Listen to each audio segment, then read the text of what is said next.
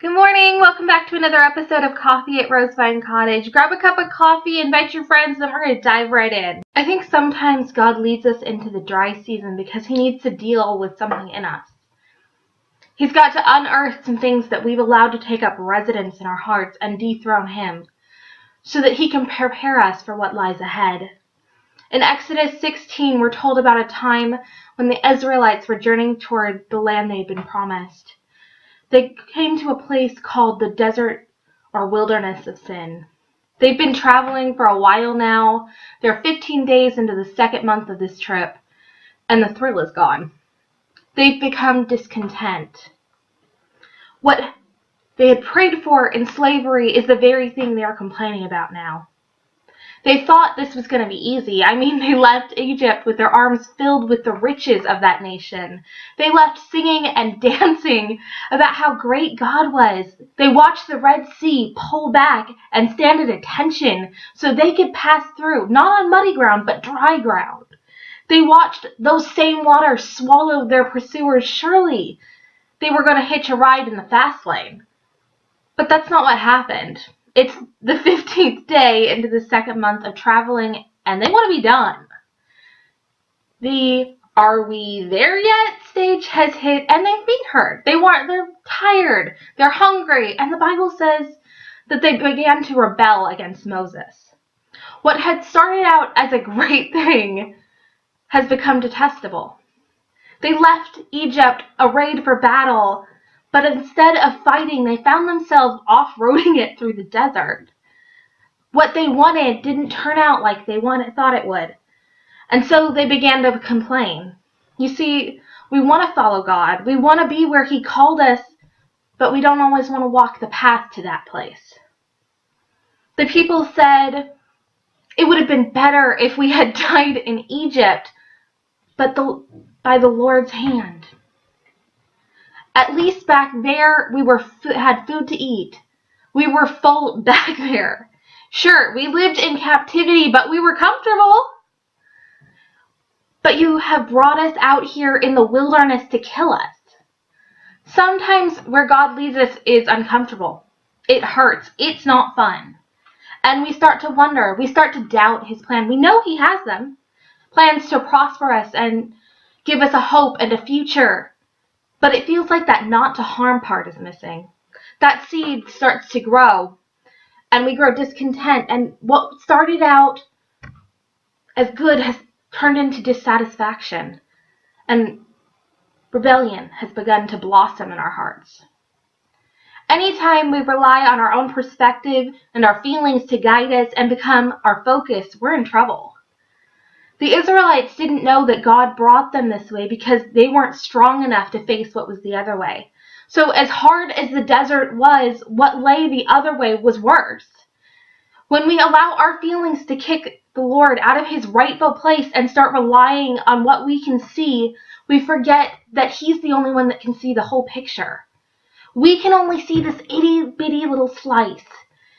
He knew what would happen if he led them through the land of the Philistines, and he knew they weren't prepared for that. And maybe God wanted to deal with some things that were going to come to the surface as they walked through the wasteland. Last year, my dad and I went on a hiking trip. We started out at a waterfall, and then it was still plenty of daylight, so we decided to hit another one while we were up in the area. It was absolutely gorgeous. But what seems like a pretty easy hike going down can be much, much harder coming back up. And we probably should have gotten the hint when every hiker we passed coming up told us it's a really hard hike. But we didn't listen, and we kept going down. And to get to this particular waterfall, you have to go down this really, really steep hill. And there are, I say staircases in the loosest possible sense of the word, but there are these staircases that somebody's cut into the side of this hill.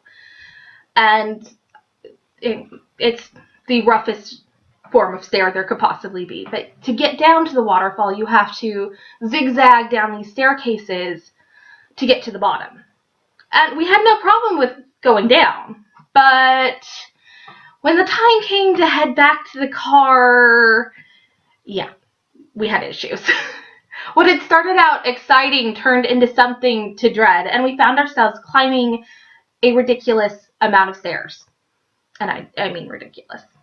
Every time we thought we'd reach the top, we'd look up and there's another set of stairs. And about halfway up, I admit it, I was ready to quit. I was done. My legs felt like jello, my feet hurt, I was tired, my bottle of water was empty, and my backpack was way too heavy. And I wasn't having fun anymore. See, what started out as easy when we were driving turned out to be much harder than I thought it was going to be. How many of us followed God into some places and found out that it was going to be harder than we thought it was? The new job requires more than we thought it would. That relationship doesn't look like we thought it was going to.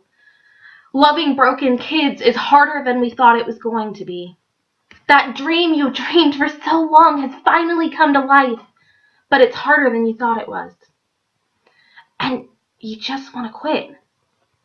Maybe you find yourself asking, why did you let me come here, God? Why did you lead me to this when you knew it was going to feel like this? Our legs ache, our feet have blisters, but our destinations are still nowhere in sight. And so we find ourselves saying, why did you bring me here? Why didn't you leave me in bondage back there? Why didn't you just kill me back there? At least I was comfortable. My feet didn't hurt.